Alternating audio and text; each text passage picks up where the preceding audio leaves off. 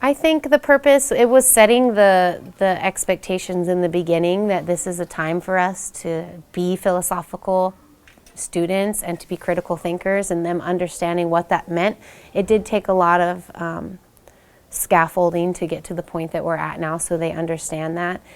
And just having the expectations for the students and them knowing what we're hoping to get out of this, and what the purpose is that we're hoping to be critical thinkers and stop and wonder and think about life and think about things. And it could be something silly, and it could be something that's like today, that's why are we alive? And it's the different levels of the questions, but really just taking the time to stop and think, because it's not often they get the time to stop and think.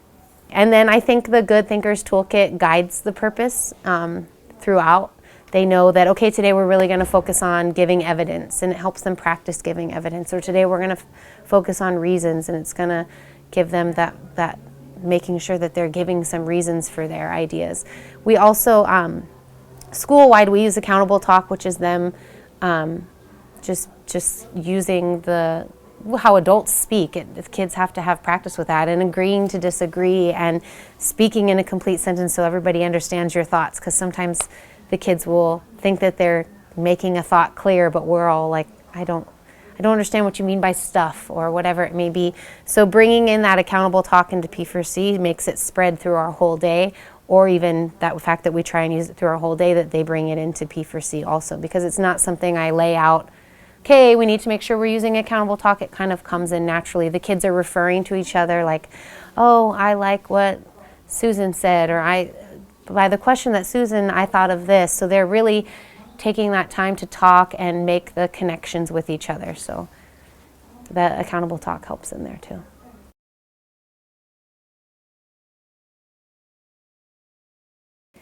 Keeping it student-led and student-driven is making them interested, and making them want to take part, and making them want to be in the discussion. That it's almost me taking a step back, which a lot of times isn't necessarily the best thing. It makes it more powerful for the students, because it's not me giving them ideas that they have to think about. It's just genuine kid wonderings, and they want to talk about it, and they want to wonder about it. And I think me taking a step back opens it up to student learning. It's natural student learning and natural student discussion.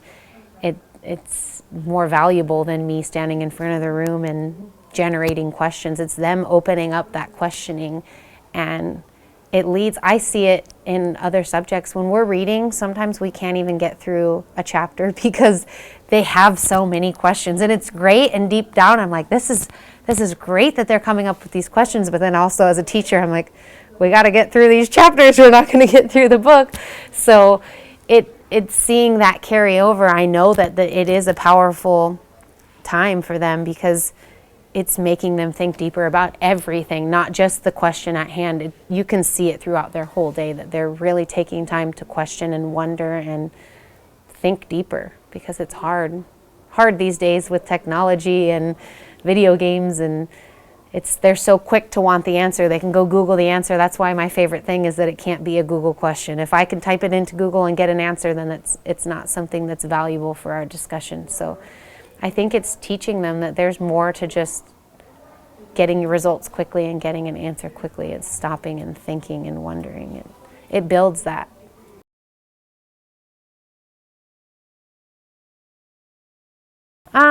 I think nicely, I don't have to plan a lot. It's that one time getting the materials ready, but otherwise this type of lesson is nice because it doesn't take a lot of teacher planning. I think it takes the routines and expectations being built. We definitely didn't do as deep of P4Cs in the beginning of the year, so it's that building of what's expected and the procedures. And then as far as being organized and having things ready, it's just having the Good Thinkers Toolkit out, having the Think, Talk, Listen ready, just having those materials ready. But once you make them once, it's how you use them and if you use them. Other than that, it doesn't take much. There are times that I come up with a question, like we had some trouble with teasing, and so I brought up the question of why do people tease other people if everyone doesn't like it. So sometimes I will have to prepare, which doesn't take a lot. I just see that there's a problem or something that I want the kids to think about, and I generate the question. Otherwise, there's not a lot of planning. It's just, let's pick a question out, and besides procedures, that's it. It's just, it can be spur of the moment. Like I said, if there's 10 extra minutes, I can say, you know what, we have 10 minutes until the day ends, let's sit and do a P4C. So that's the great thing about it, is it's not a lot of planning.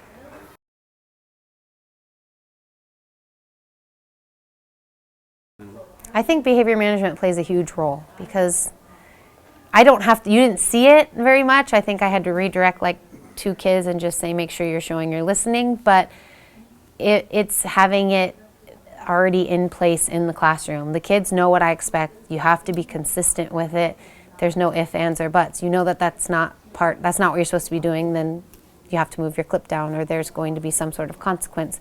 Having those expectations already in place makes it to where naturally you don't have to have behavior management, because it's already just set and in place and it's there. And just as the whole classroom, I mean, that's one area that I feel confident in is behavior management, but it's because you have to be consistent. It's 100% consistency. So just they know that this is what is expected, and being clear and precise about it. The kids, they want expectations. They want to have those guidelines to keep it structured. So having it there and knowing that this is what's expected and that we're all going to hold each other to it.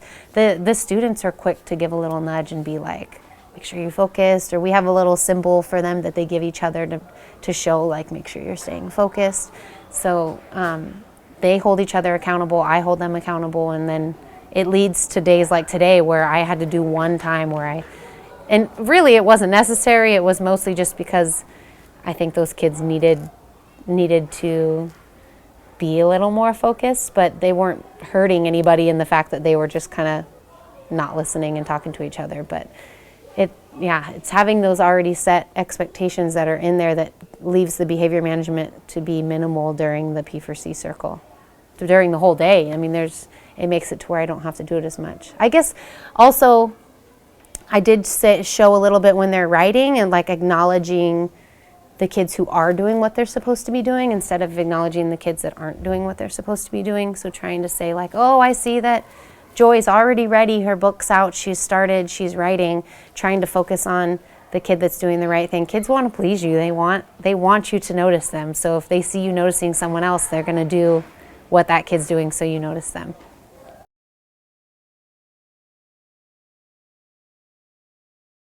I think it went well. The students were interested in the topic, and I think if it did start to drop down, that another student brought it back up. I think when they refer to each other, that it brings, sometimes if somebody shares, they share and they're done. You know, they may quickly zone out because they got to share what they were thinking. But the fact that the kids are good about saying like, oh, what Susan said made me think of this, then that makes Susan kind of go, oh, they're talking about what I said. Or if somebody else also was thinking that thing, we have the snaps. So that's a quick way for them to say like, oh, that's what I was thinking, or, oh, I agree with that. It's just a quick acknowledgement instead of them having to say, but it also keeps their attention because they're wanting to listen. Like, are they thinking what I was thinking? And they want to get that chance to snap. So it acknowledges the speaker and it acknowledges that they're listening and that they're focused. The students were engaged. You could see it by their hands being raised, by them wanting to answer more than once. We actually have a struggle with that. I find myself wanting to raise my hand more than once, but it's hard with, almost 30 kids. You want to try and give everybody a chance to speak also. So we try and do the rule of try and make everybody who hasn't spoken get a chance to speak, then we can start over again. But I get it too, where I'm like, oh, what that kid said, I want to say something about it so bad, but it's them. You can see it with their hands raised. You can see it with them being attentive and listening and referring to each other. That's how you can tell that they were engaged. I think they did a good job staying engaged. And in regards to if they were to stop being engaged, or I've had a time where we were only 10 minutes into it and I could just see the kids kind of falling down, then I try and jump in and get something to maybe pique their engagement more, or we can agree as a group, like, let's move on, let's pick a new question. So having that option is a way for me as a teacher to be able to keep the engagement going, because sometimes that was almost an hour and the kids still had things they wanted to share. So, or I guess 45 minutes, but sometimes that can go over an hour, and sometimes after 10 minutes they're losing it. So having those options of me as a teacher changing the subject flow, staying on the same subject but prompting a new wondering about the subject, or the fact that we as a group know that, you know what, we're not really getting anywhere with this, or we're done with this, then we can change the subject.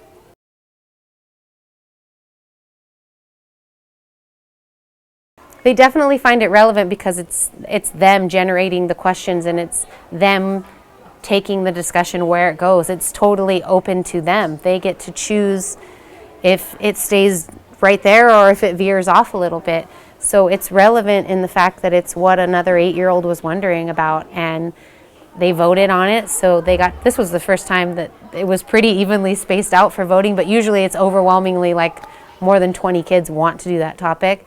But even today with that, you could tell that they were all into it and they were all wanting to talk about it. So I think the fact that a peer came up with the question makes it relevant for them.